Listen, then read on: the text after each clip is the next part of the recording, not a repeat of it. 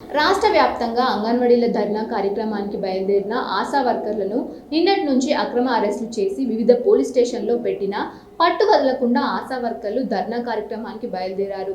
అయితే వీరిని హైదరాబాద్ చేరుకోకుండా కరీంనగర్ పోలీసులు ఎక్కడికక్కడ అడ్డుకొని పోలీస్ ట్రైనింగ్ సెంటర్కి తరలించారు.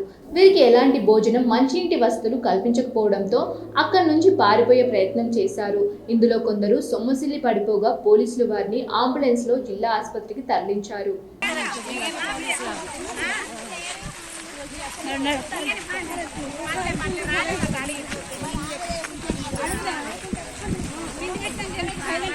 కొంచెం తిండి కాదు, టిఫిన్ అయినా పెట్టిండా మనసులోనే కదా.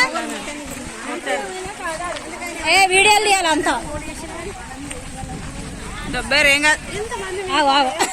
దొబ్బేసిరా రావాలి.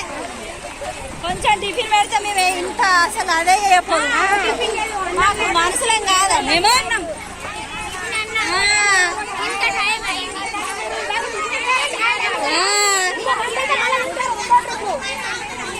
గేట్ కాడ ఉండరు.